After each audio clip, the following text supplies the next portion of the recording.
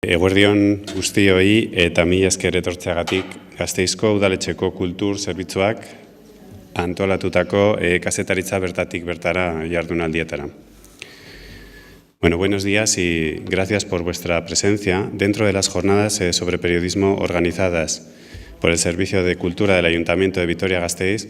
Asistiremos esta mañana a la conferencia titulada Europar Batasunaren Nortasun Krisia, que será impartida en euskera. Gaurkoan, Europar Batasunaren Nortasun Krisia hitzaldia entzuteko aukera izango dugu, Amaia Portugal Gonzálezen eskutik. Amaia Euskadi Irratiko eta Radio Euskadiko korrespontxala izan da, Europar Batasunaren eta Anatoren alorrean, 2008tik uda honetar arte, 2025 arte. 2015ean hasi zen EITB taldean lanean, lehenik Radio Vitoriako albistegietako erredaktore gisa, eta Euskadi Irratiko goizeko saioetan gero. Aurretik, hainbat komunikabideetan aritu zen, ala nola, Irutsulo Hitzan, Elhuyar Fundazioan, Berrian eta Zientzia Kaieran eta Gaindegian.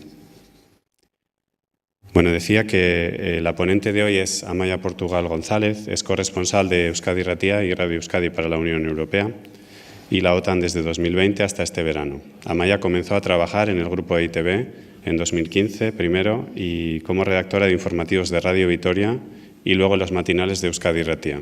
Anteriormente trabajó para Irutsulo Hitza, Elhuyar Fundazioa, Berria, Zientzia Kaiera y Gaindegia. Beno, besterik gabe hitza orduan emango diot Amaiari, gogoratu hitzaldia amaitzean galderak egiteko aukera izango dela. Galderak, bai euskeraz, bai gaztelaniaz, zuzendu daitezke, bai? Beti bezala, altxatu eskua, itxaron mikrofonoa jaso arte eta errespetatu dezagun txanda, mesedez. Isilarazi sakeleko telefonoak, eskerrik asko. Bueno, pues simplemente voy a ir pasándole la palabra a Amaia. Recordarles que al finalizar la conferencia se abrirá un turno de preguntas. Las preguntas se pueden dirigir tanto en euskera como en castellano. Pero vamos a intentarlo hacer de una manera ordenada. Levanten la mano, esperen a recibir el micrófono de parte de mis compañeras o de mi parte y de esta manera todas y todos podremos participar. Por favor, apaguen los teléfonos móviles. Muchas gracias, Amaia. Danos gurea. Eskerrik asko. Ondo entzuten da, ezta? Vale. Eguerdion, Europar Batasunaren nortasun krisia da, gaia egia da agian ez dela oso titulo originala, aspalditik nortasun krisia eta Europar Batasuna eta zer nortasun duen Europar Batasunak, baina ez delako oso garbi egon, ez? Segun eta ze gobernuri galdetzen diozun, hau izan daiteke konfederazio bat, izan daiteke gauza bat zentralizatua Bruselan, izan daiteke gobernuek indar gehiago duten izan eta Brusela izatea gauza oso konkretu batzuetarako erdigunea, eta baita ere, batasun ekonomikoa den, potentzia bakezale bat, zerote den, beti izan da buelta hori eta eztabaida hori Europar Batasunaren baitan. Gertatzen dena da, nik zentratu nahi izan dudala, azkenengo 5 urtetan zer ikusi dudan Bruselan eta nortasun krisia nola sakondu duten are gehiago ez barne gatazkek, baizik eta kanpoan mundua nola aldatu den, horrek zer eragin izan duen Europar Batasunean, orain ikusten ari garelako nola askotan badirudien nora ezean da bilela eta ez dakiela nola kokatu mundu berri honetan, ez? Horregatik jarri dut argazki hau hasteko, metafora moduan erabili dut, ezakit Brusela zenbateraino ezagutzen duzuen, baina hau da oinarrian Europara auzoa, Schuman biribilgunea. Hor parean ikusten den eraikin hori, batzordearen eraikina da, Berlemont eraikina, Bonderleyen bertan bizi da, ezaguna da hori, 13. pisuko apartamentu batean. Hemen kontseilua dago eta hemen eskubitara dago EITBek produktora moduan duen egoitza edo. Eta hemen erdian, biribilgune hau obratan dago, orain dela 2 urtetik gutxienez. Eta beti, ni hemen goitik nentorren, hemen beti nentorren lanera, eta beti trabatuta geratzen zinen, egun batean alde batetik joan behar ginelako, beste batean bestetik, esiak mugitu zijoa zen, ez genekien nora joan, eta iruditzen zain metafora polita dela Europar Batasuna ere, kanpo esiek nola mugiarazten duten nora ezean, eta batzutan balantzak ere bai ez. Titulo hau aspaldi erabaki nuen, baina Mario Draghi gauzak erraztu dizkit asko azkenengo egunetan. Ez dakite jakingo duzuen, pasaren astean eman zuen hitzaldi bat riminin urtero egiten duten biltzarrean edo, eta bertan esan zituen gauza batzuk, von der Leyeni bat ere gustatu ez zaizkionak, baina nire ustez egia borobilak direnak. Eta ekarri dut, uste dudalako oso ondo markatzen duela Europar Batasunaren nortasun krisiaz ari garenean, zeri buruz ari garen. Hor esaten zuen Mario Draghi, Europar Batasunak uste zuen bere dimentsio ekonomikoak, alegia 250 milioi biztanlek eta 250 milioi kontsumitzaile izatea berak nahikoa zela, botere ekonomiko hori botere geopolitiko bihurtzeko, alegia. Botere ekonomikoa denez, kasu egin behar zait. Eta botere geopolitikoa izango naiz eta aukera izango dut munduan eragiteko. Baina aurten inoiz baino garbiago geratu da hori ez dela hori ez, hori ez dela horrela. Aurten lurruldu da ilusio hori esaten zuen Mario Draghi. Gauza gehiago ere esan zituen hitzaldi horretan. Gure aliatuak omen direla Estatu Batuak, bazkide nagusia dira, baina haien mugazergak onartu ditugu, eta gastu militarra areagotzera behartuko gaitu.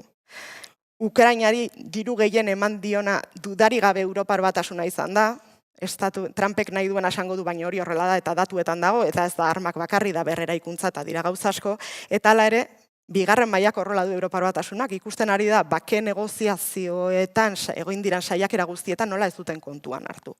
Etxe zurira joan dira bai, baina simbolikoagoa da beste zer baino gehiago. Txinak ere garbi utzi du ez duela Europa pareko bazkidetzat, hori Mario Draghi esan du, zen adibidez material arraroen gainean Txinak duen kontrola eta duen jabetza baliatzen du menpekotasun hori areagotzeko Europar Batasunarekin ere bai, ezta? Eta gero, bueno, ekonomia ez da aski botere geopolitikoa bermatzeko, horren adibide garbi bat da baita ere Israelgo gobernuarekin gertatzen dena. Irango gune nuklearrak bombardatu ditu, Gazan masakre bat ikusten ari gara, eta Europar Batasunak ezin du ezer egin Israelen bazkide ekonomiko nagusia denean. Laburbilduz, Draghi zioen, Europa ez dago prestatuta mundu honetarako. Gaur egun daukagun mundu honetarako. Zergatik, ohituta dagoelako mundu batera, edo espero zuen mundu bat nun arauak errespetatuko ziren. Eta orain, indar militarra eta botere ekonomikoa erabiltzen dira interes nazionalak babesteko. Eta hor, Europar Batasunak ikusten ari gara, asko kostatzen ari zaiola kokatzea eta nola jokatu horren aurrean. Nortasun krisi hori laburbiltzen du oso ondo nire ustez von der Leyenek nola hasi zuen bere lehenengo agintaldia eta nola hasi duen bigarrena. Lehenengo agintaldia 2019an, kontuan izan behar da baita ere, justo pandemiaren aurretik zela eta berak etzekiela hori etorriko zitzaiola, hori ere garbi dago. Eta gero Ukrainako gerra etorri zela eta hori guztia. Baina von der Leyenek eman zuen bere sarrerako hitzaldia esanez, itun berdea. Guk izan behar dugu abanguardia deskarbonizazioan. Europar Batasunak markatu behar die bidea bestei. Eta esan zuen, izan behar duela, itun berdeak Europarentzat, Estatu Batuentzat gizakia ilargian jartzea izan zena. Horren parekoa. Maila horretan jartzen zuen itun berdea. Oso gauza garrantzitsua zen berarentzat. Komisario askori eragiten zion, kartera askotan banatu zuen. Nigo gogoan dut eman zuela prentsaurreko bat itun berdeari buruz, 5 komisariorekin, izan zen ikaragarri prentsaurreko luzea horrengatik, ez? Baina horrek erakusten zuen ze garrantzia zuen, ez zela besterik gabe, hemen daukat klimaren komisario bat, ez? Gauza transversala zen, oso garrantzitsua zen berarentzat, eta berak hala erakusten zuen. Baina gero iritsi zen, aldaketa guztia, eta batean, ikusi dugu nola, bai hautagai gisa aurkeztu zuenean bere burua berriz, bai ja komisario guztiak aurkeztu dituenean, segurtasuna jarri duela bere hitzaldiaren erdigunean eta bere agintaldi berri honen erdigunean eta segurtasunaren barruan sartu du migrazioaren auzia, berarentzat migrazioa delako segurtasun kontu bat. Berak horrela saldu. Esan du ere, itun berdea jarraitzen du garrantzitsua izaten, hori esaten digu. Baina, errealidadea da, berak jada ez dituela ematen, itun berdeari buruzko prentsaurrekoak, jada komisarioi ematen dizkiela, ez da gai sexia jada berarentzako, nolabait esatearren, ez? Eta hor ikusten da adibidez, komisario askori eragiteaz gain aurreko legegintzaldian, zeukan presidente orde bat zela itun berdearen presidente ordea, eta hori izan Franz Timmermans, eta bere egiteko guztia zen itun berdea, oso garrantzitsua zen. Orain, bere ordezkoa litzateke Teresa Ribera, baina Teresa Riberaen kargua, apuntatu egin dut, ez da bat ere erresa gogoratzen, trantsizio garbi, bidezko eta lehiakor baterako presidente ordea. Orduan, zer da garrantzitsuena hemen? Hemen talka badago. Zer da importanteagoa? Trantsizioa garbia izatea, bidezkoa izatea, edo lehiakorra izatea. Hor ja ez gara Itunberdean zentratzen ari. Hor ari gara hainbat elkarren artean talka egiten duten hainbat gai kartera berean jartzen. Horrez gain, ari gara segurtasuna migrazioa lehenbiziko aldiz batzordeak defentsa komisario bat du orain. Eta migrazioaren kartera lehendik ere bazuen, baina orain eman dio Austriako popular bati. Eta Austriako migrazio politikak oso gogorra dira. Orduan hori ikusten da asko aldatu direla gauzak. Zer gehiago, diplomazia burua, Kaia Kallas. Kaia Kallasa pertsona bat, lehen ministroa izan dena Estonian, eta bere aita ere izan zena. Eta bere karga politikoarengatik eta historia politikoarengatik da pertsona bat, aurra zenean Siberiara deportatua izan zena. Putin eta Kremlina gorrotatzeko arrazoi pertsonalak ditu. Eta jarri ezu horrelako pertsona bat diplomazia buru. Ba ikusten da ze desberdintasuna dagoen, ez? Duela 5-6 urte Itunberdea hitz egin nahi genuen, dena positiboa zen, eta orain da beldurra daukagu, gauza guztiei beldurra diegu, eta Itunberdea pixka eta aparte batean utziko dugu, eta zentratu gaitezen segurtasunean, eta migrazioa mehatxu handi bat delako, ala saltzen digutelako. Bueno, hau labur bilduz, ez? Orduan, zer gertatu da? 3 ataletan bereizi dut zer gertatu den azkenengo 6 urtetan gauzak hainbeste aldatzeko von der Leyenen diskursoan eta bere nortasun krisi deitu dudan hori ainagerian geratzeko. Lehenbizikoa osagerikoa, eskuin muturraren goraldia.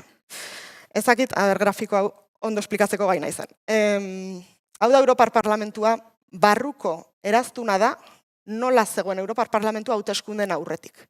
Eta kanpokoa da nola geratu den hauteskunden ondoren. Urdina dira popularrak, beti izan dira nagusi eta beti dira azkenean agintzen dutenak, baina erabaki behar dutenak zeinekin agindu. Lehenago, nahiko erresa zuten.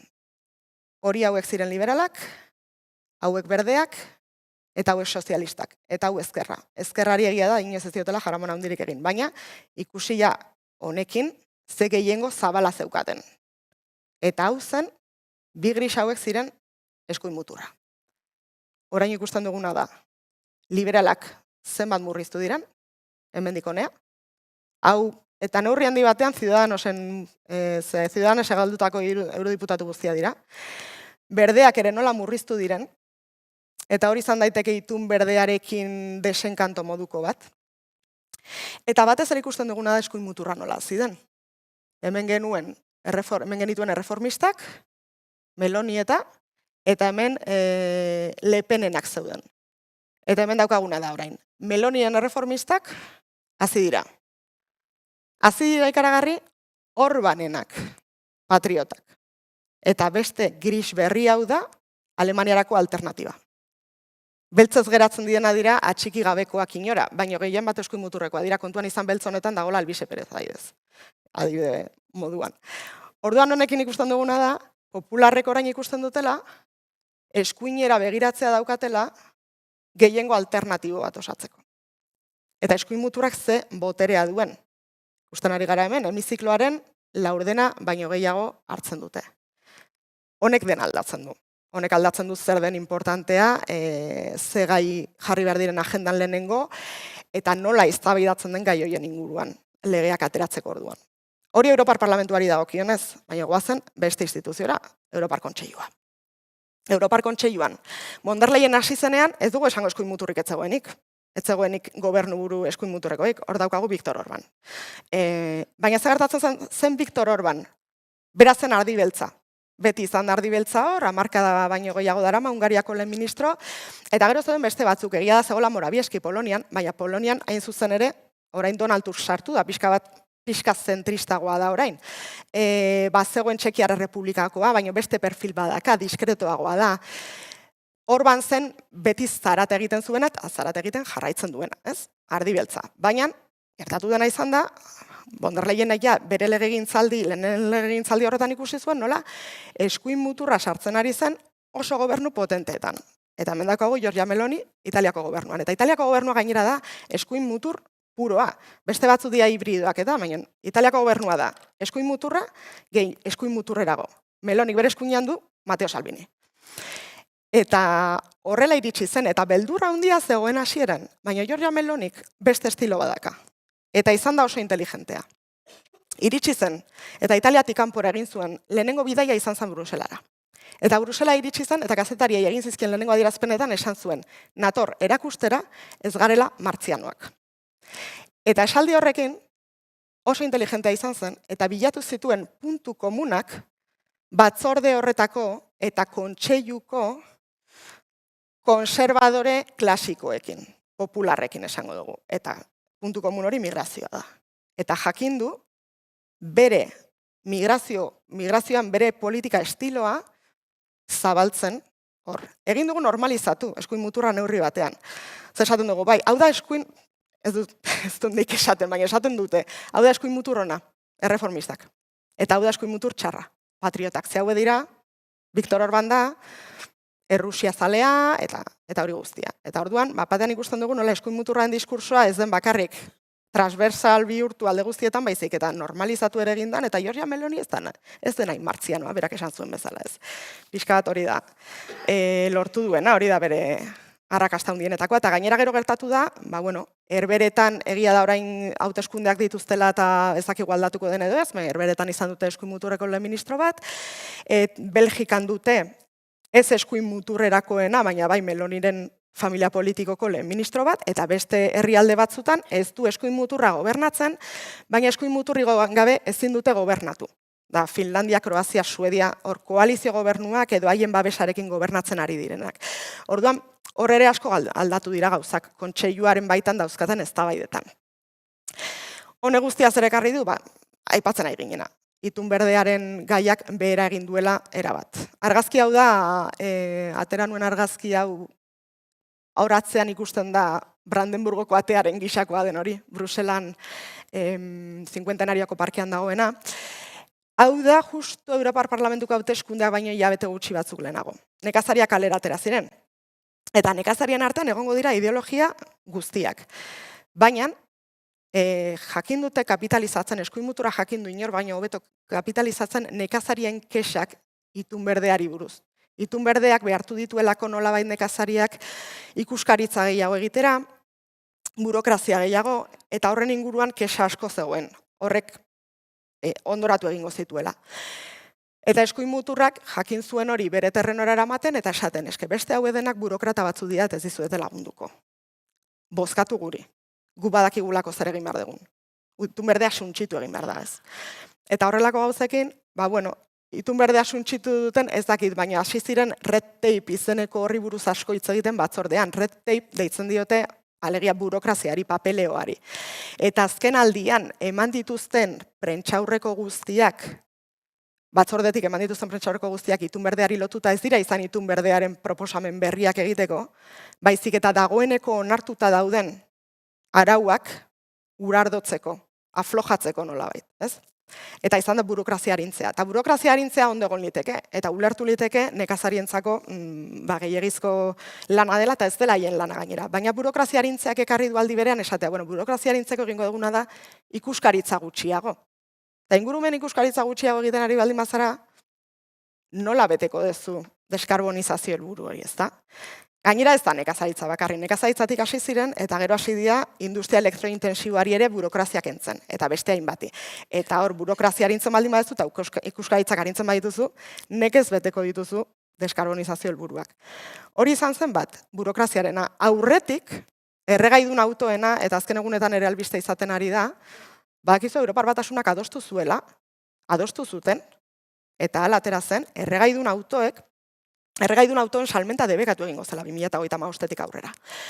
Baina berehala hasi ziren, batez ere Alemaniatik eta autogintzaren presioarengatik esan ez. Badaude bioerregaiak probatzen ari gara, eta horrek ere balioko du deskarbonizaziorako. Eta hasiera batean, nahiko erresistentea zen batzordea, baina azkenean presioa gainera etorri zitzaion, autogintzaren industriarena, eskuin muturraena edo dena delakoarena, eta azkenean esan du, gu gara teknologikoki neutralak. Osa, ez diogu esango jendeari, ez diogu esango autogilei nola egin behar dituzten autoak deskarbonizazioa lortzeko.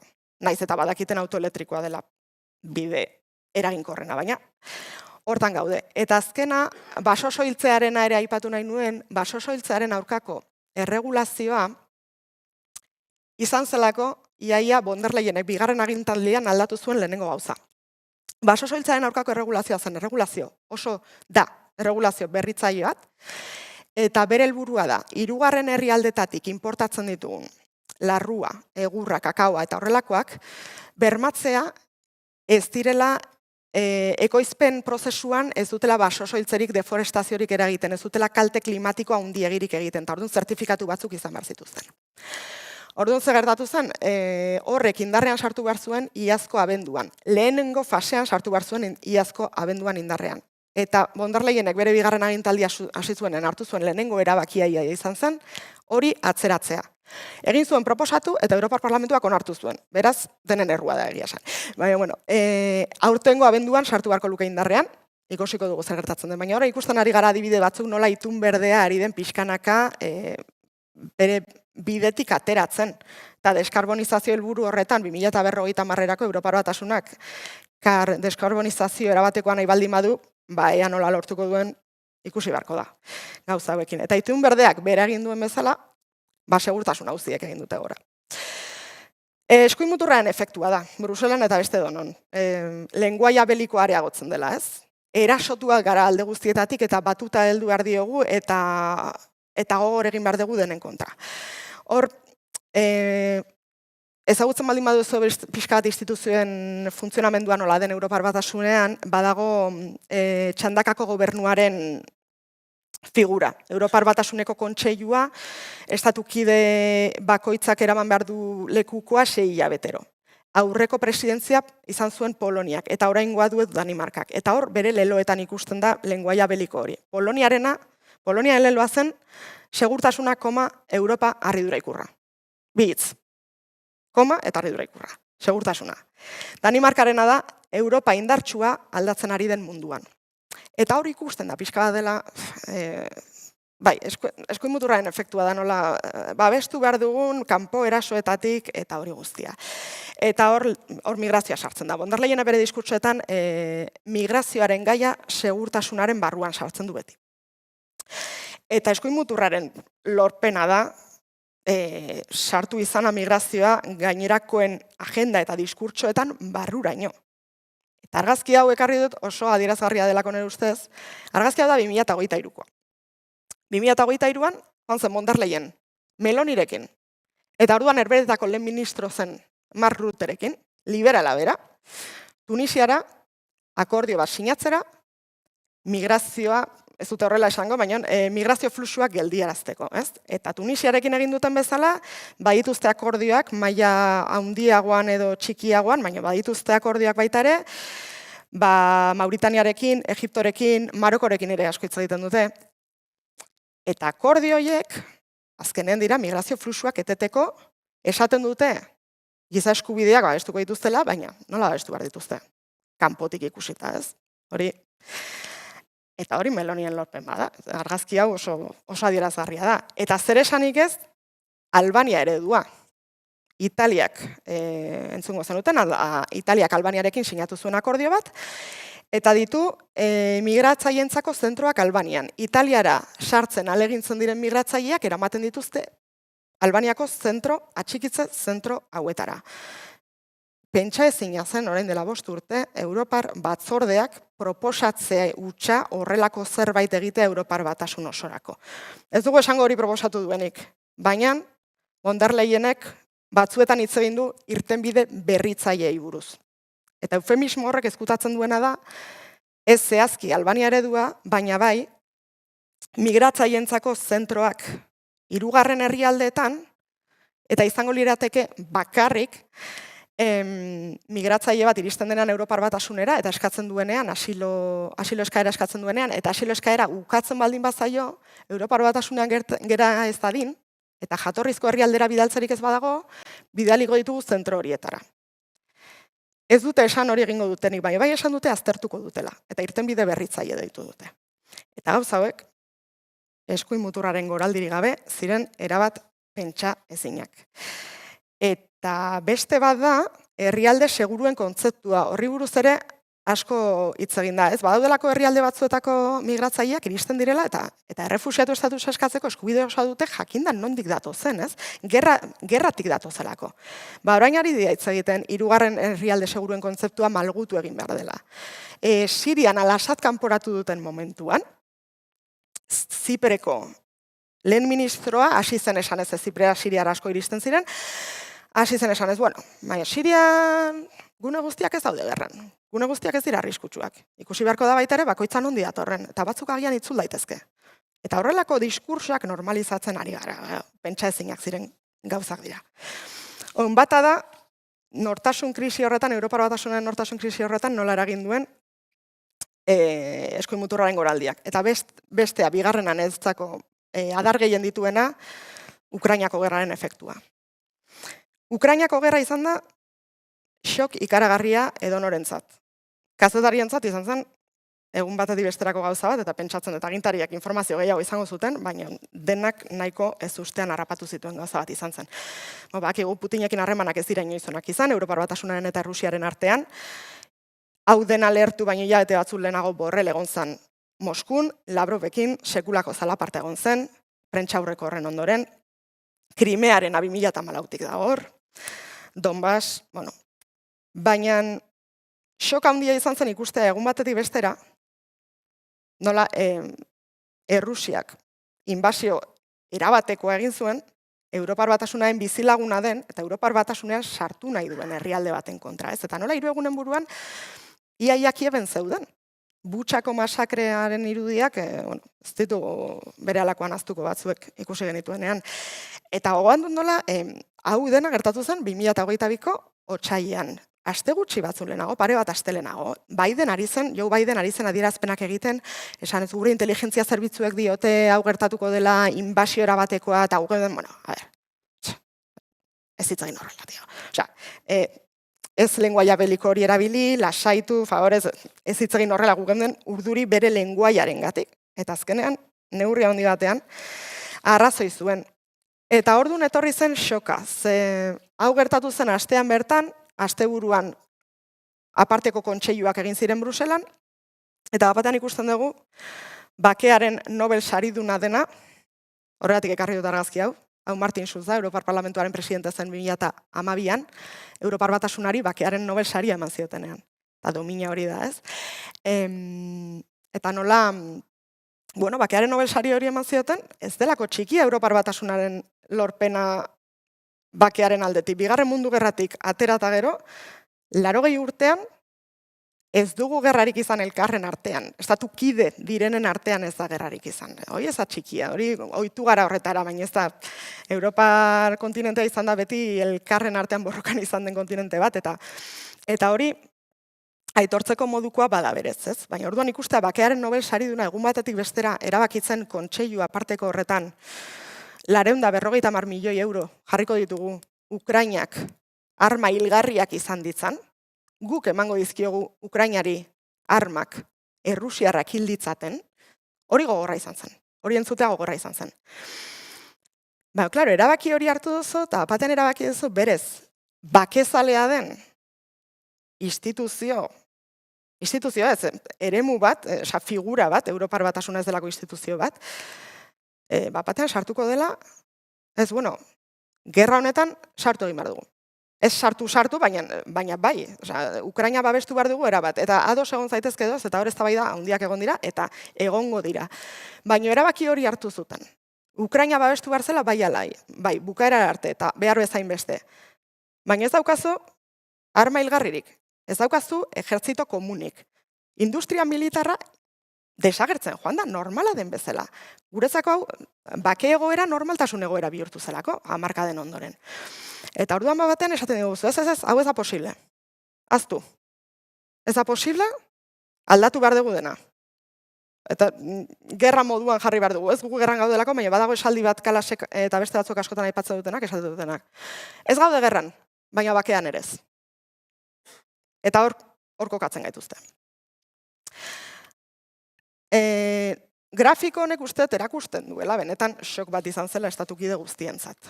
Hau dira NATOren datuak. 2014an defentsa gastua nun zegoen, aliatuen artean, eta 2024koa estimazioa da nun dagoen. 202 famatu hau izan zen 2014an adostu zutena, Krimearen ondoren elkartu zirenean Galesen. 202 momentu horretan, euneko 2 gainditu, bakarrik gainditzen zuen Greziak, Grezia daukana da, Turkiarekin eta beste kontu batzu dira, Estatu Batuek nola ez, eta Estatu Batuei segida beti egin dioten Erresuma Batuak. 2024an, ikusi duguna da, 10 urte hauetan, Europa ekialdeak markatu duela defentsa gastuaren norantza. Haiek bai, Errusia bizilagun dutelako eta beren historiangatik, erabaki dutelako hau beharrezkoa dela. Benetan, mehatxu bat zegoela. Eta 2014tik 2024ra egin zuten. Kolpe hori jo, eta hori ikusten dugu Polonia nola den euneko 5 iristeko gertuen dagoena. Ez dira Estatu Batuak, inondik inoa, Polonia da. Estoniaren nola hor dagoen, ikusi Letoniak ze igoera izan duen adibidez. Letonia bezalako herrialde txiki batek. Ez egia da baita ere, pixka da trampa dela, herrialde txikia dira. Poloniak enduta herrialde txikia dira.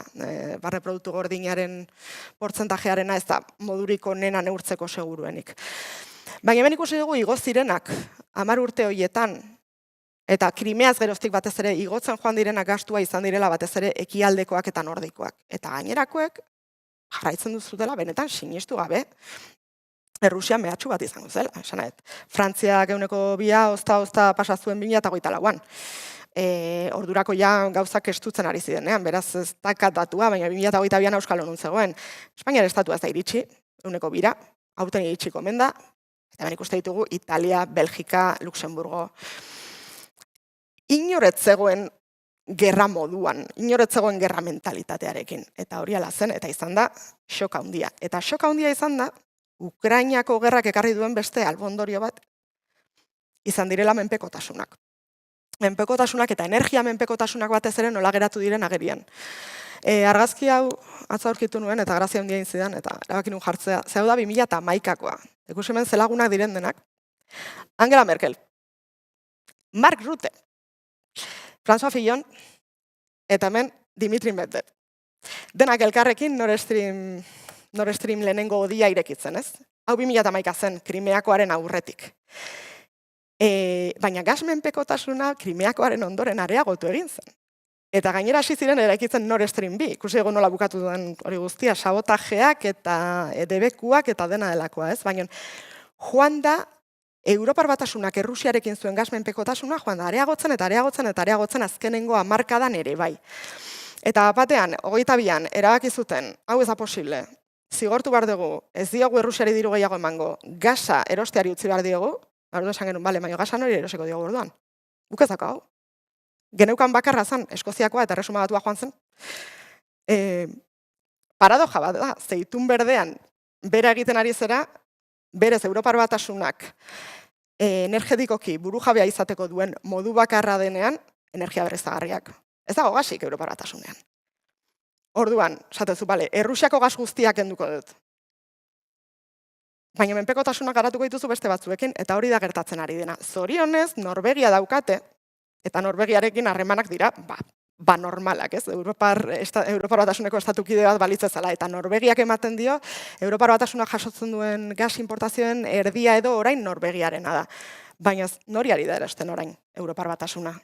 Estatu Batuei, eta gehiago erosiko dira, horri buruz orain hitz egingo dugu, Azerbaiani, aldi berean ari zara esaten, etzeate oso ondo portatzen ari Armeniarekin, baina gasa erosiko dizut, eta Katarri. Hoie dira, Europar Batasunaren gas hornitzaile berriak. Beraz, pasagara, Errusiarekin, ez dago ezer ikasi. Ikusi genuen Errusiarekin zer gertatu zen, nola inflazioa 10%raino igo zen, eurogunean, Errusiak lehenengo gerra moduan erabilizuelako Ukrainako gerra lertu aurretik ere, kontrolatzeko prezioak eta gero Ukrainako gerraren ondoren erabaki dezulako zuk ere Errusiaren gandik aldentzea, eta egin duzuna da, menpekotasuna garatu, demokratikoki ere zalantzan egon daitezken beste herrialde batzuekin. Eta benetan, eskerrak Norvegiari, 150, azkenean Norvegiatik datorrelako. Eta horri buruz ari garela, baze gertatu da, Donald Trump. Hirugarren Europar Batasunari shock handienetakoa eman dion gauza bat, ez? Argazki hau da nik Bruselan kontatu duan azkenengo albistea, igandarratsalde baten. Eskozian, akordio bat ustezko akordio bat sinatzen, Donald Trump eta Ursula von der Leyen. Diot ustezko akordioa, ze azkenian Estatu Batuek asko irabazi dute, eta Europar Batasunak zer irabazi duen ez daukagu oso garbi oraindik, ez? Oraindik argitzen ari gara, ze akordio den hori, ez? Baina azkenean da, 1,5ko mugazerga orokortuak Europar Batasunarentzat bakarrik. Europar Batasunak batzordeak esan nahi digu, bueno, horrekin lortu dugu behintzat autoena jeistea. Eta erdieroaleak eta botikak ere hor sartzea. Baina eske autoak, Europar autoen mugazergak Bidenekin 2,2 zeuden. Trumpek egin zituen igo, 27,2, eta orain 1,5 jaisten dituenez, garaipen moduan saldu nahi dugute. Hombre, ba, ez dago sinisteri garaipena denik egia esan. Gero, salbuespenak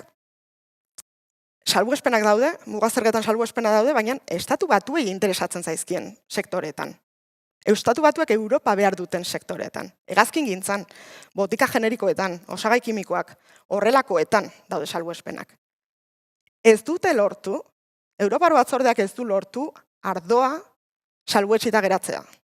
Frantziar gobernua kontentuago horrekin. Hemen ere, esango dizuete, hemengo ardogileek. Eta altzairua 150 dago. Hori zen batzordeak zuen borroka nagusia, ezin zela 150 geratu. Hemen enpresa siderurgia guztia. Eta horrez guztiaz gain, hori mugazergei dagokienez, hori gutxi ez, eta esan diogu Estatu Batuei, urrengo 3 urtetan 700.000 milioi euroko balioa duen energia erosiko diogula. Nuklearra, gasa eta petrolioa. Eta txipak, eta material militarra, eta ez dakiz zer gehiago. Hau ez dago garaipen moduan saltzerik. Baina, klaro, esaten digutena da, eske bestela gerra batean sartuko ginen. Merkataritza gerra batean sartuko ginen, ez? Eta izango zen, zein gehiago. Baina Europar Batasunak, hau onartuta eta akordioa deituta, uko egin dio erantzuteari, kontraerasoari. Egon denean, hilabetetan, negoziazioetan esanez, gu indartsua gara, 450 milioi kontsumitzaile ditugu, gure harremanak, gure merkataritza harremanak oso estuak dira enpresak, Estatu Batuetako eta Europako enpresek lan egiten dute elkarrekin aspalditik, hori ez dago eteterik, eta hala ere hau dena onartu duzu. Ez dut esaten erresa zenik ez onartzea, baina nortasun, ahultasuna ikusten da horrez. Eta ez da bakarrik merkataritza. Zehor, Europar Batasunak duen beldurra da ez duela bakarrik merkataritza bazkide nagusia galduko. Galdu dezakena da segurtasun bermeak. Erabakien bakrute 3. jartzea, eta azkenengo argazkia da benetan, barruterena, baina Europar Batasunak nortasun krisia baldin badu gizon honek ezakizelakan. Imaginatu, 14 urtez izan dela Herberetako lehen ministroa, eta orain ematen du Estatu Batuarra dela. NATOen idazkari nagusi moduan, nola Hagako goi-bileran agertu zen, eta esan zion Trumpi lasai lortuko dugu zuen nahi ezun guztia, Europar Batasunak ordaindu behar zuen guztiarengatik, arma guztiengatik eta bar. Herberetako lehen ministro zela Mark Ruttek, 200 ozta iritsi izan Herbereak, iaz. Eta orain hau esaten du. Bueno, ba hori, batzuentzat erresagoa dela beste batzuentza baino nortasuna malgutzea nola baitez, eta egokitzea. Baina Europar Batasunak eta Europar kontinenteak beldurra du. Ohitu delako Bigarren Mundu Gerraz geroztik, Bigarren Mundu Gerra bukatu zenetik babes bermeak Estatu Batuak eman dizkiete. Eta Europa bizitu izan da, ba hori, bake egoera gora beratsua, baina azkenean bake egoera batean, ezta? Eta batean ikusten du Trumpek mehatxu egin die zaiokela eta esan gu bagoaz hemendik. Eta hemen geratuko zarete. Putinen aurrean. Eta Errusiak ez dauka Europar Batasunaren indar ekonomikoa inondik inora, baina Errusiak egin dezakena da eta Kremlinak egin dezakena da bere ekonomia gerra ekonomia bihurtu. Hori Europar Batasunak ezin du egin, nik uste Europar herritarrok ez genukela onartuko. Orduan baditu beldurra izateko arrazoiak eta horrek funtzionatzen dio Trumpi. Funtzionatzen dio Trumpi mehatxupean daukalako Europar Batasuna eta esaten diote bai, 105 iritsiko gara. Zalantza hundiak, 105 iritsiko diren aliatu asko. Baina esan diote eta utzi dute idatzita goi-bilera batean Trump kontentu joan zedin.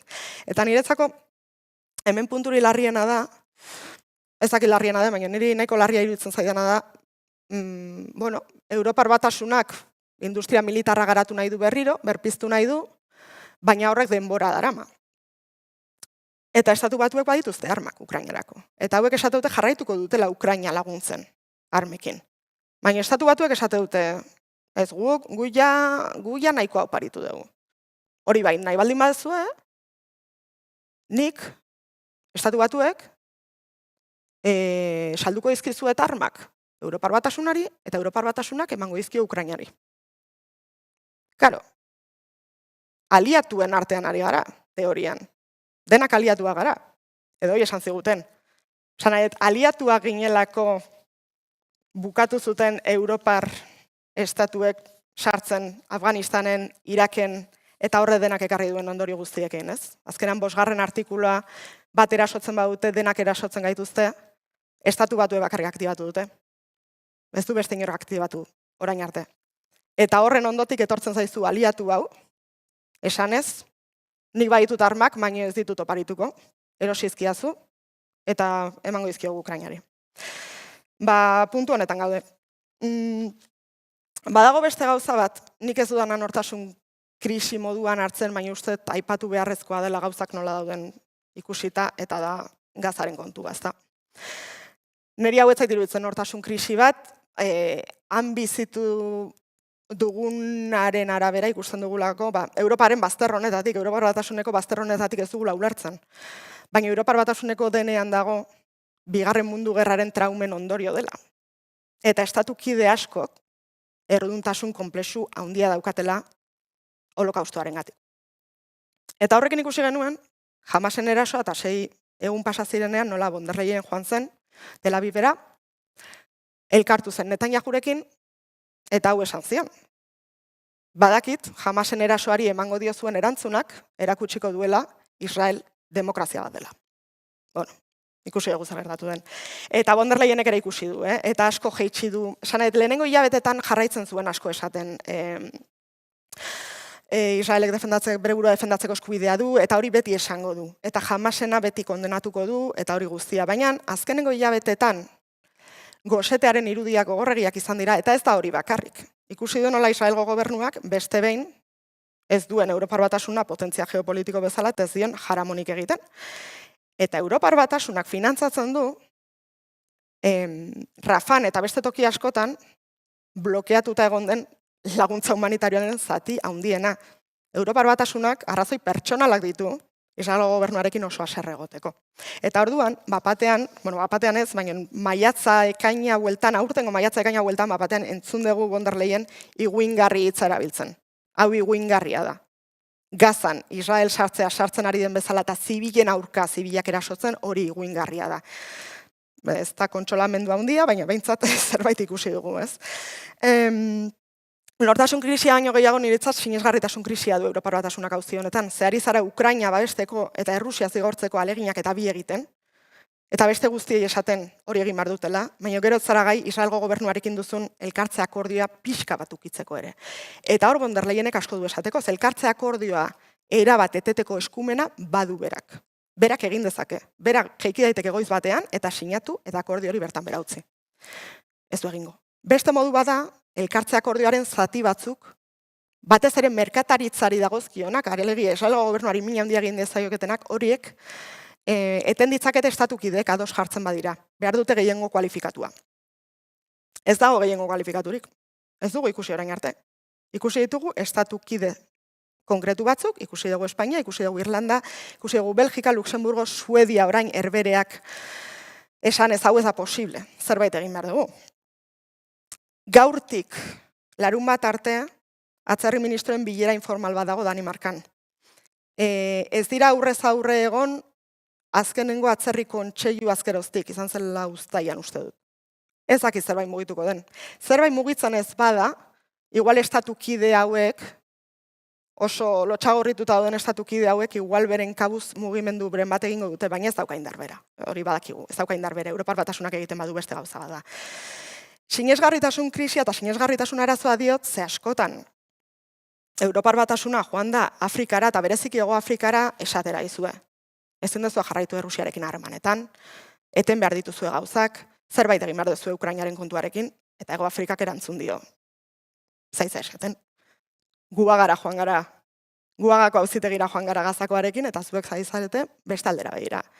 Claro, eta ez esan behar du Europar Batasunak horren aurrean, hori ala da. Hori ala da. Eta gaina esaten nuena, ez? Israelen bazkide komertzial nagusia Europar Batasuna da. Berez badu indarra, izan barko luke indarra mehatxu egiteko Israeli eta esateko hau ez da posible, hau eten behar duzu. Baina ez du lortu. Eta batzutan esan digute, uztailan, iragarri ziguten bonboi platillo, nola Kalasek lortu zuen akordio bat, Israelgo atzerri ministroarekin laguntza humanitarioa sartze din. Baina gero ez zizkiguten eman nahi zifrak. Ez ziguten esan nahi zenbat laguntza sartuko zen egunean, ze erritmotan, ez ziguten ez ere esan nahi. Eta gero gertatu dana izan da, ez dakigu zenbat zen, baina Europar Batasuna ez dago konforme, eta Israelek ez du bet akordio hori. Orduan, sentitzen duzuna da, benetan, Israelgo gobernuak ere entzungor egiten dizula, naiz eta zuk badaukazun modua, mehatxu egiteko merkataritza harremanen bitartez. Aktore geopolitiko izateari utzi di Europar Batasunak horre ere bai. Egiten duen bakarra da, laguntza humanitarioaren bueltan, zeo zer lortu, aurrera pausoren bat, inoiz ez nahikoa. Aktore geopolitikoak Gazaren auzian, Egipto eta Katar izaten ari dira. Horre ere, ez dugu ikusten. Ez dut, dena gaizki dagoenik esan nahi. Bueno, Europar Batasunak batzutan gauzak ondo egin ditu. Baina Mario Dragik esaten zuen hitzaldi horretan egin dituela larrialdi egoeratan. Oso momentu berezitan. Eta bata izan zen pandemia. Pandemia izan zen, niri tokatu zitzaren lehenengo gauza iaia. 2008ko irailean txertoena negoziatzen ari ziren. Eta uste dut zegoela nahikoa baloratzen, Europar Batasunean estatu kide guztiak hasi zirela txertatzen egun berean. Eta hori etzen lortuko Europar Batasuna existitu izan ez balitz. Esan zuten, hemendik edo elkarrekin aterako gara edo ez gara aterako, beraz, elkartu gaitezen eta egin ditzagun gauzak, egin behar ditugun bezala. Eta egin zen, ez dakit berdintasun osoz, baino beste munduko edozein tokita, baino berdintasun handiagoz dudarik gabe. Larrialdi egoera bat zelako, eta larrialdi egoera horretan, zor komuna jaulkitzeko kapaz izan ziren, Next Generation funtsak ateratzeko. Imaginatu, Alemania, Herbereak, herrialde hauek, baino larrialdi egoera bat zen. Eta orduan egin zen. Zer dio Dragik orain, hitzaldi horretan zer esan zuen? Larrialdiek erantzunak izan ziren horiek, asmatu dugu orduan, erronka da irmo jokatzea orain, garai arruntetan. Hauek da garai arruntak direlako, hau da gure mundu berria. Eta mundu honek ez gaitu begiko, ez digu simpatia berezirik Europar Batasunari.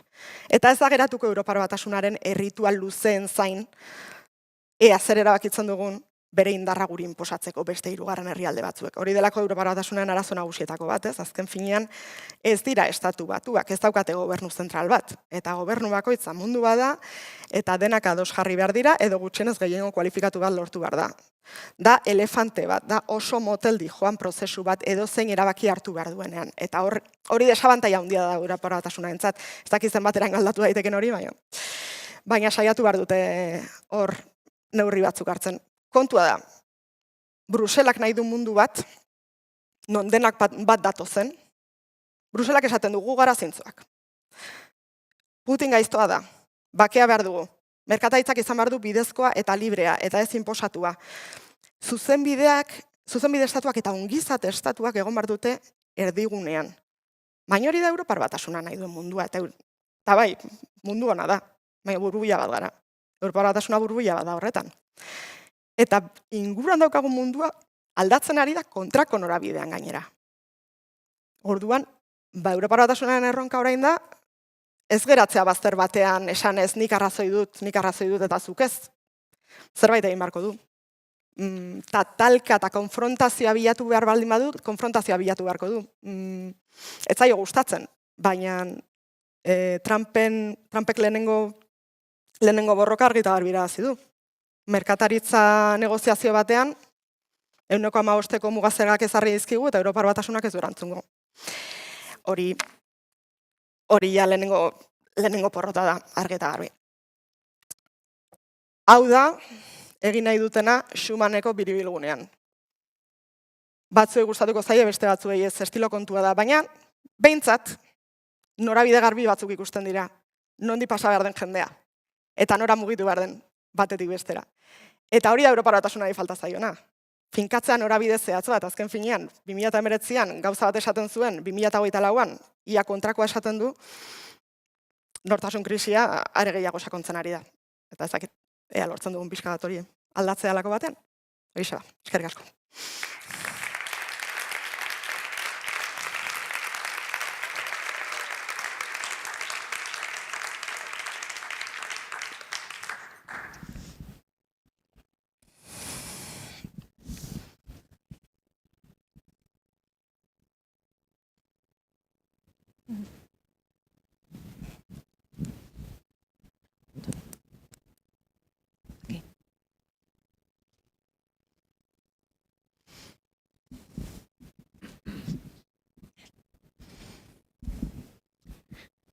Eskerrik asko, zure hitzaldiagatik, oso interesgarria, oso argia. Dena, nik uste dut, badaukagula akats bat buruan, hitz egiten dugunean batez ere norabait ikuspuntu geoestrategiko batetik edo, esaten dugu, bueno, pues, estatu batuak dira potentzia bat, orain Txina, beste potentzia bat da, Errusia beste potentzia bat da, eta Europar Batasuna, pues, modu batean beste potentzia bat da. Baina estatu batuak, Txina, Errusiak daukate gizarte bat. Eta Europar Batasunak ez du gizarte bat. Dauka 20 piko gizarte. Eta gizarte bat izateko batez ere hizkuntza bat behar da. Estatu Batuetan hizkuntza asko hitz egiten dira, baina bat dago ingelesa, Errusiar Federazioan gauza bera, errusiera, eta Txinan, pues, putongoa, mandarin eta hori. Eta nik uste dut, hori, gizarte Europar bat egiteko, izan behar dugu hizkuntza komun bat eta neutrala, esperantoa izan daitekena, eta ez ingelesa dena, estatu batuena, eta erresuma batukoa, ezta. Baina, bueno, Europar Batasunean ere, hori oraindik ez dute onartzen edo ez dute ikusten. Nola ikusten duzuzuk? Esperantoaren baliakide bihurtu da Bruselan deitzen diegu broken English. Hitz egiten dugu ingelesez bai, bakoitza bere azentuarekin eta bere akatsekin. Ez dakit, uste dut ohitu garela inglesa izatera, eta niri txinintzenean ikusten duzu, aurretik zeuden korrespontxalek eta urte asko ere eman dituzten korrespontxalek frantsesera jotzen dute, askoz ere gehiago. Oraingoek, beste belaunaldi batzuk garelako inglesera jotzen dugun bezala, baina uste ingelesa nagusitzen ari dela. Ez dakit zenbateraino den arazo, behintzat ikusten dudaнаrengatik, 27 gobernuburuak elkartzen direnean, ingeles maila nahiko ona da, uste dut, batzuek ez dute oso kontentu hartuko. Baina uste asumitu dutela denek ingelesa dela, lenguaia komuna. Eta ez dakiz zenbateraino izan daiteken hori arazo. Nik uste gehiago markatzen duela gizarte bakoitza oso desberdina dela, hori egia da. 27 estatuki den artean, ez da gobernu zentralik eta ez da egongo. Ezinezkoa da, oso jarrera desberdinak ditu Baltikotako herrialde batek Errusia nola ikusten duen, Iberiar penintsulan guk ez dugu inoiz horrela ikusiko. Alemaniak judutarrekin, herrialde judutarrarekin duen harremana alde honetan ez da inoiz horrelakoa izango. Eta uste gauza horiek askoz ere gehiago markatzen dutela, eta benetan desabantaia handia da, klaro, desabantaia handia da. Desabantaia handia da, edonorekin hizketan, baina hizkuntzarena nik ez dut ikusten oztopo nagusiena hizkuntza denik. Batez ere, uste ohitu garelako, eta pentsatze dut ingeles natibo bati belarriko mina ematen diola, baina ohitu gara ingelesez hitz egiten, bakoitza bere moduan, eta oraintxe bertan, gogoratzen ez Rajoyren garaian ikusten zela, ez, interpretea jarri behar ziotela eta hori guztia. Oraintxe bertan adibidez kontseiluan elkartzen direnean bileratan gobernu buruak ez dago interpreterik. Elkar ulertzen dute ondo. Orduan ez dakiz zenbateraino, ustez belaunaldi berriek ja ingelesa integratuta daramatela beren hezkuntzan. Ez dakite, agian erresagoa litzateke lenguaia komun bat balitz, baina hizkuntza komun bat egongo balitz, horretarako ere zenbat urte gehiago beharko genituzke. Noiz iritsiko zen benetan gizarte bat homogeneoagoa izatera. Nik uste dut kulturak eta historiak gehiago markatzen dituela 27 desberdintasun horiek, 27 gutxienez, hizkuntza komunaren faltan baino. Hala iruditzen zain niri, zakit.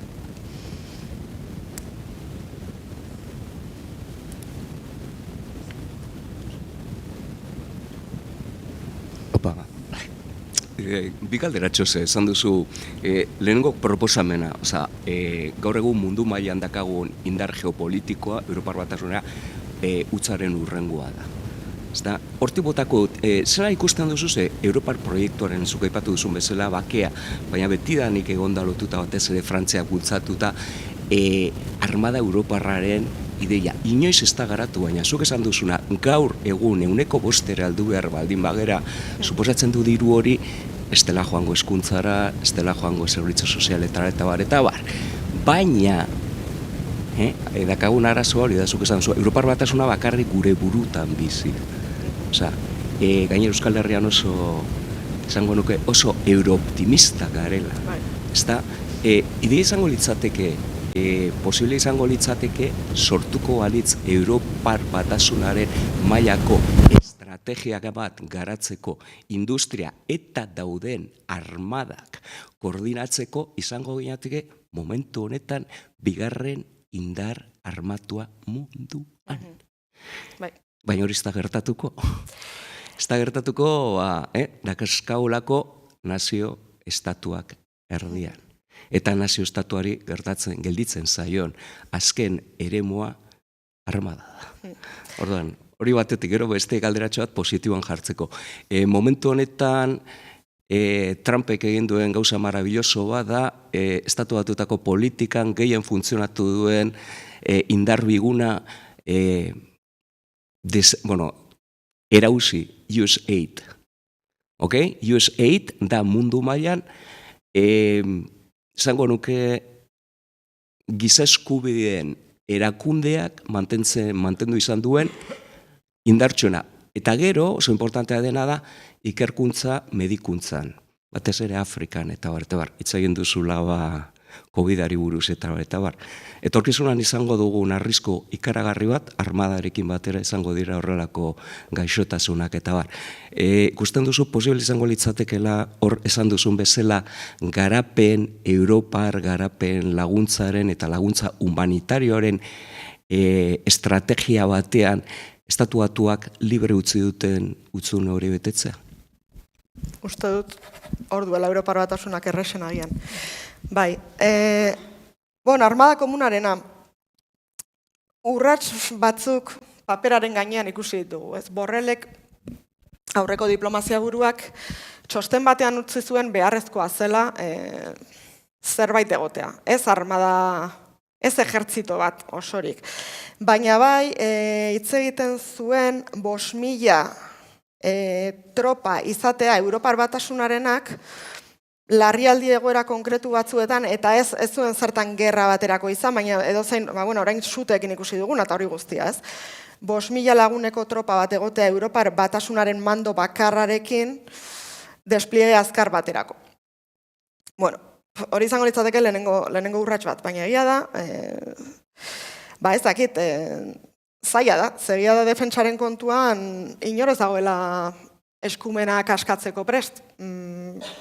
Hori ala da, egin dezaketena da, eta nahiko aurrera pausa handia litzateke, industria militarraren barruan bateratu.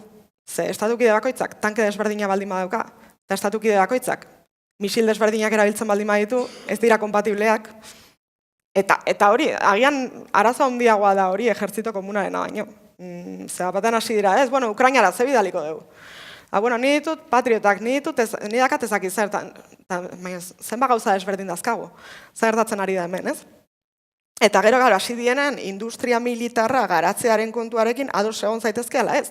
Baina ezin dezuna da, erabaki baldin badezu estrategia bat Brusela gidatuta industria militarra garatzeko, izan beharko du misil mota bat eta bakarra garatzeko. Edo tanke bat eta bakarra garatzeko. Eta horretan agian, ni nahiagoko nuke inoiz erabili beharko ez balira, baina horretan agian, erresagoa da aurrera pausak egotea. Industria militarra benetan garatzen baldin badute, eta orain horretan ari dira laguntzak eta diruak eta dena alakoa jartzen, euskararen ofizialtasunera ez da ezer joango, hori seguro, diruaren aldetik. Agian hori aurrera pauso handia izango da. Ejertzito bateratuarena, agian esan ez ikusten, baina hori izan liteke agian urrengo 5 urtetan garatzen hasten ikusi dezakegun gauza bat, ezakit. Eta gero laguntza humanitarioarena eta medikuntza eta hori guztia. Hori interesgarria da, hori Europar Batasuna ari da aurrera pauso batzuk emateten, eta ari da saiatzen Afrika bere aldera ekartzen.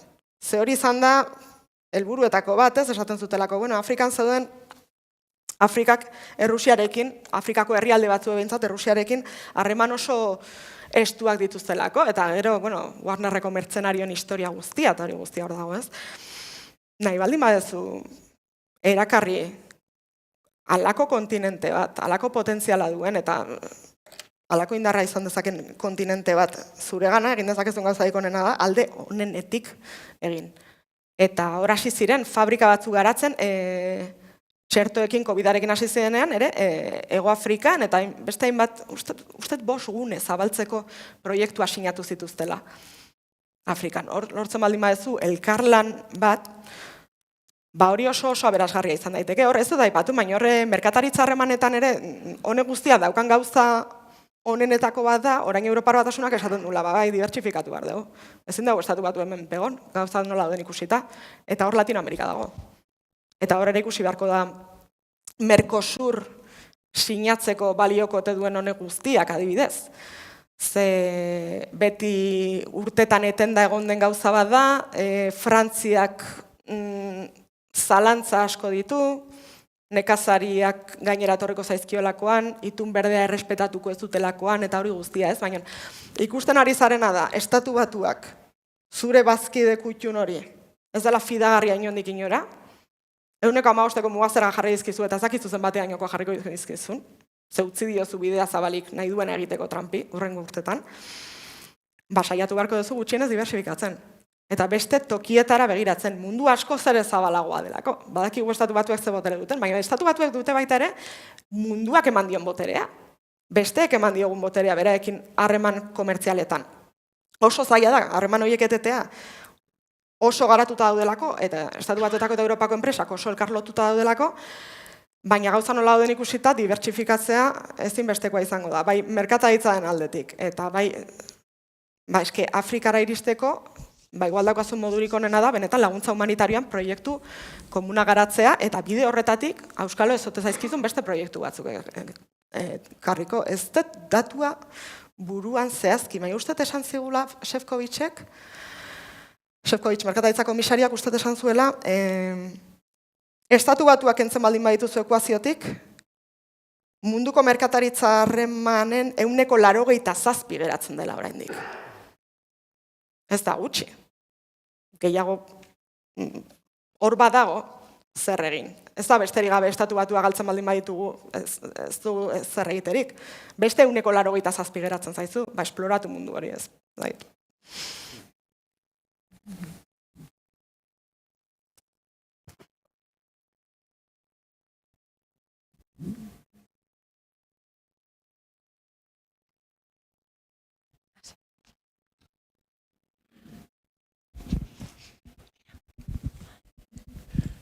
Kaixo. Jo, sentitzen dut, baina oso eskorra naiz gai honetaz. Europa da munduko biztanleen 5%, besterik ez. Diruen aldetik 20% izan daiteke, hortik ibiliko gara. Baina, gu jarraitzen dugu bizitzen, revoluzio industrialeko etekinetik eta gure asmakizkunetik. Nik nola ikusten edorkizuna. Ekialdeko herriak, Afrikan ez dut aintzat hartzen oraindik, baina ekialdeko herriak, bai Rusia jakina eta hori, gu baino askoz gehiago dira, gu baino askoz garatuagoak izaten ari dira ja, genuen abantaila industriala ja galtzen ari gara, argi eta garbi, eta autogintzan ikusten ari gara, orduan nik etorkizuna ikusten dut, hori, gu 5% izanez, dirutan 10% gehienez jota izango garela. Eta ez gehiago, eta agian gure ongizate soziedadea saiatuko gara mantentzen, gure zenean dagoelako, baina besterik ez. Ez dut esperantza handirik Europarako. Esperantza esan nahi dut, ezin izango garela izaten munduko erdia mapetan agertzen den moduan, beti agertu da horrela, gu beti erdian gaude. Eta hori ja, ez da realitatea, bekatxiz. Orduan, ikasi behar du ohitutzen, hori, beste herrialde bat izatera, besterik ez, hori da. Eta horrekin nahikoa. Eskerrik asko. Bai, baina nola nahi diogun munduari erakutsi gurea dela egokiena hor gabiltza, ez egia da, baina esaten duzu, bueno, guk lortu dugu, usaldu nahi diogun munduari, hau ongizate gizarte bat da, hemen hezkuntza eta osasun gintza publikoa daude, gero eta gutxiago, baina badago, ez, berme batzu daude, beste toki batzuk ez dauzkatenak, eta orduan asko kostatzen zaigu, eta bueno, karo, bai, eske... Zesango dugu, Europa kolonialismo zeati dator, ez? Eta orduan asko kostatzen zaio hartzea jazuela gintzen, hori ere ala da. Ez dakizen bateaino asumituta duen Europar Batasunak hori, baina egia da, bueno, bai, ekialdera begira badago. Txinarekin ez dakit nola bukatuko duten gauzak, oso komplikatua da. Baina Indiarekin, merkataritza akordio bat martxan jartzen hasi dira. Orain esan dute, bueno, behintzat Indiak parlamentu bat du, hauteskunde batzu ditu, eta hortik jo dute, eta populatuena da momentu enten Txina gain ditu, orduan esan dute, bueno, hortik hasiko gara. Eta hasi dira akordio batzuk egiten. Gero, zalantzan jarri dezakegu, Indiako kalidade demokratikoa baita ere. Baina ezin dugu denen epaile izan, hori egia da. Ze denen epaile garelako, ari gara atzean geratzen.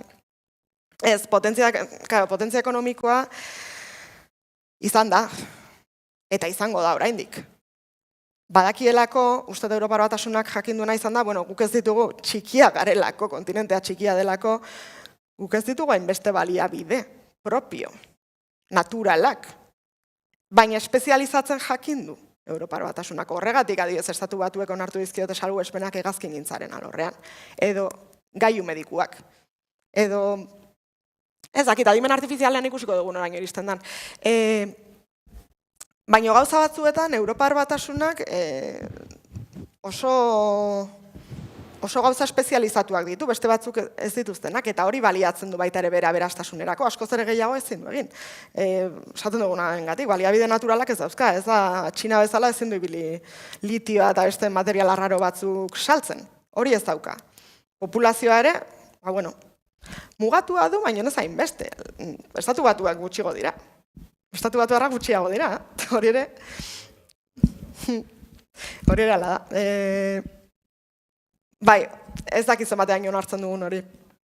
Onartu beharko dugu, baina baita ere saiatu beharko dugu alden heinean erresistentzia izaten, ez? Iruditzen zait, ongizate gizarte horren saiakeran. Bai.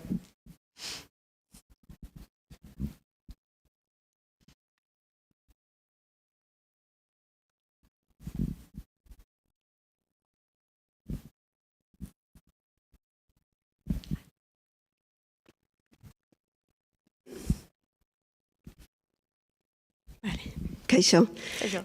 Nik galdetuko nahi nuke, gero eta gutxiago hitz egiten da klima aldaketari buruz.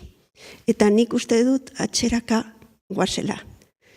Orduan, Europa batasuna horretan asko egin dezake, baina ez du egiten. Orduan, zer egin dezakegu? Hori nire ustez oso arazo larria dela. Orduan, gero eta gutxiago gerra dela eta gero nik uste du gero eta gutxiago hitz egiten dela. Orduan, zer egin dezake?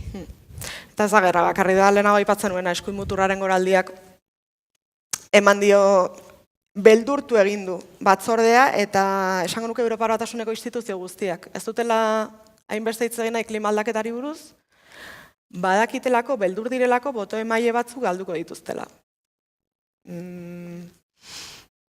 Nik, sekulako arazoa da, Europar Batasunak, hor, dudai gabe, lehenengo urratsa eman zuen, eta vanguardian jarri zen, eta esan zuen, deskarbonizaziora iritsi behar dugu, eta gu jarriko gera aurrean.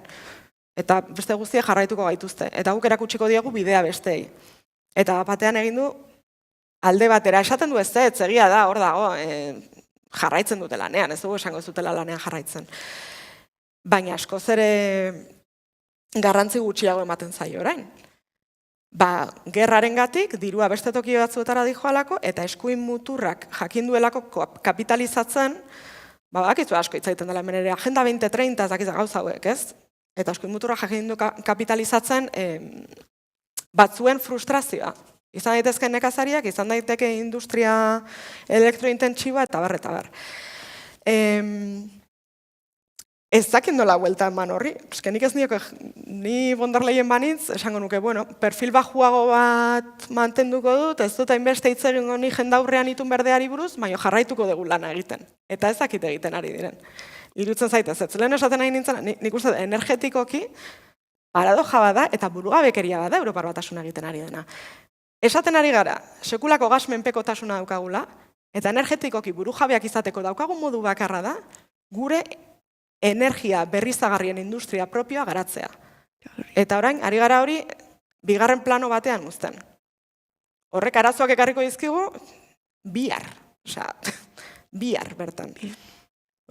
Nik ulertu dezaket, agian, zalaparta gutxiagorekin, egin behar dezula lan, eta itun berdeari buruz gutxiago hitz egin, nonbait orain ez delako popularra horri buruz hitz egitea, baina lanean jarraitu behar duzu, ezin duzu horieten. Eta iruditzen zait ari direla pixka bat eteten. Dirua beste toki batzuetara joaten ari da. Bai.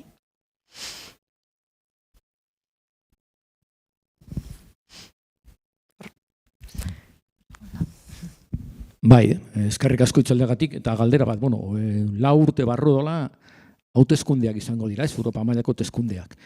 Demagun, ultraeskuina nagusi dela. Nola edukatzen duzu hori Europa, egoera horretan? Galdera simplea, baina, Ez dut, imaginatzen, Europar Batasunak nola bizira hundiezaioken horri. Ze ultraeskuinak nahi duena da, hasteko, eta Viktor Orbanek 1000 aldiz esan duen gauza bat da, eskumen guztiak berriro gobernuetara pasatzea. Orduan ze Europar Batasun da hori. Eurovision antolatzen duen Europar Batasun bat, esketzakit, beste zer geratuko litzateke. Eta ez ditu hainbeste eskumen batzordeak, baina merkataritzan ditu batzordea, ditu eskumenak, nazioarteko politikan ditu eskumenak, beste gauza batzuetan estatukide hemen pedago, baina egin ditzake gauzak. Zakit, adimen artifizialaen legeak onartzen, buloak ez daitezela normalizatu plataforma digitaletan. Gauza horiek dira Europar Batasunak egiten dituenak, horietan ditu eskumenak. Ez dira hainbeste, baina ez dira gauza txikiak. Eta hori dena, Viktor Orban esaten ari da, hori dena ez zaiola ondo iruditzen. Bruselako burokrata horiek ari direla hau eta bestea egiten. Orduan zagertatuko litzateke eskuin muturra nagusituko balitz, nik uste saiatuko liatekela, ez dakit lortuko luketena errez, ez askotan asko hitz egiten dute, baina gero ikusi behar da, baina uste salduko luketena izango zela eskumen guztia pasa behar direla gobernuetara. Eta Bruselan egiten dituzten goi bilera horiek direla bazakit elkar ikusteko eta eguneratzeko zertan nahi dien. Orduan peseta eta hori berriro, ez? Zer barkatu? Peseta eta hola eta libera eta hola, oza, euroa eta hola, desagertu ingo da. Ez dut uste. Horre poltsiko ikutzen dulako. Hori ez luke egingo. Hori ez uste egingo luketenik. Ikusi eurogunea. Euroguneak azken finean edukitu susta handiak, inflazioarekin, interes tipoak dabiltzan bezala, baino bereizita hobeto joango litzateke.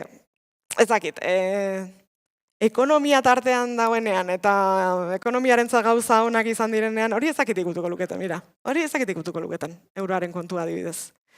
Baina merkataritza harremanak, Orbanek esango lizuke, ez, nik hitz egingoen lagun Trumpekin zuzenean, eta erabakiko dut Hungariarekin zer egin. Migrazioa, vamos, jarriko lituzkete.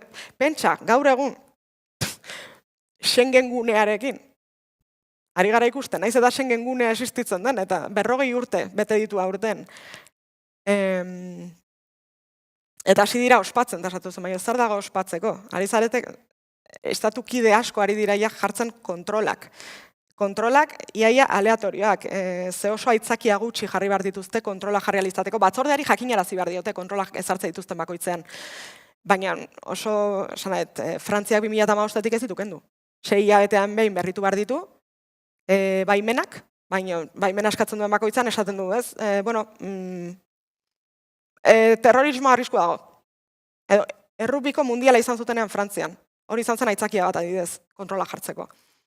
Gauza horiek adibidez, nik ez daka dudarik, bueltatuko lirateke aduanak. Aduanak jendearentzako esan nahi dut. Hori, nik uste errez, zeia gertatzen ari da, naiz eta Europar Batasuna garen, eurogunea, kosta egiten zai sinistea, horrelako uste eta abantaia gehiago, uste eta ultraeskuinak ere aitortu behar duela abantaia gehiago izan dituela desabantaia baino. Baina eskumen asko, hori migrazioaren kudeak eta merkataritza harremanak, nazioarteko harremanak, Israelekin, edo beste donorekin, hori dena, uste saiatuko liatekela dena berriro 27 gobernuetara eramaten. Eta Brusela uzten hor, ez dakit gauza simboliko bat bezala. Ez dakit. Gerrik asko. Mikrofona aprobetxatuz. Arma nuklearren inguruan galdetu nahi nizun. Nola dago gaur egun Europar Batasuna arlo horretan? Egun hauetan ibili dira esate, arma nuklearra daukaten estatuak eta babestuta dola nolabait, mundu mailan. Ez dituztela inoiz ikutuko, nola dago Europa? Europar Batasunean arma nuklearrak dituen bakarra Frantzia da. Eta ez ditu asko. Lehen erresuma batua zegoen. Eta usteet, Frantziak egin zuen, Macronek egin zituen alako adierazpen batzuk, batzutan ezakidan politika fikzion, horrela botatzen dituen gauzak edo zer, ez? Esan zuen bera prestegoela bere Frantzian arma nuklearrak aterki bihurtzeko Europar Batasun osorako beharrezkoa bazen. Ez dakit beharrezkoa izango den, baina hori esan du. Ez da gehiagitza egiten honi buruz. Egia da ez dela gehiagitza egiten honi buruz. Europar Batasuna entzako badirudi tabu handia da, ez? Arma nuklearren kontua. Eta orduan, nik entzun duten azkena hori izan da. Macron proposatzen beharrezkoa balitz Frantzia izatea Europar Batasun osoarentzako aterki nuklear. Besteko denak. Baina askoz ere gehiago ezin zut esan horri buruz egia esan.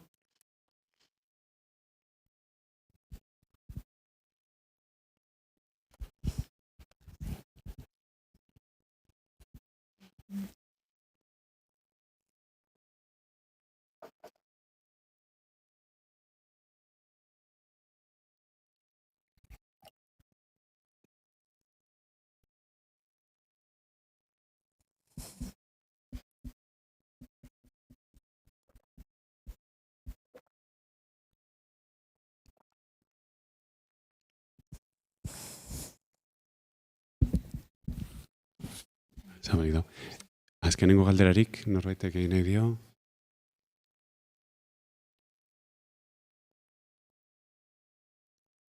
Beno, galderarik ez baldin badaude, mesedez, txalo bero bat, amairentzako.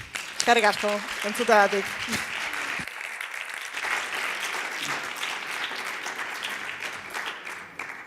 Beno, eskerrik asko Amaiari hitzaldiagatik, zuei guztioi etortzeagatik eta egin dituzuen galderengatik ere bai. Beno, gogoratu arratsaldeko 7:00 areto honetan, Donald Trump eta 20. mendearen heriotza hitzaldia entzuteko aukera izango dugula Pablo Rodríguez Suancesen eskutik. Bueno, pues muchas gracias, por supuesto, a Amaia y a todos ustedes por las preguntas que le habéis lanzado. Os recordamos que a las 7 de la tarde en este auditorio podremos asistir a la conferencia Donald Trump y la muerte del siglo XX, de la mano del periodista Pablo Rodríguez Suances. Eskerrik asko, arratsaldeon, buenas tardes.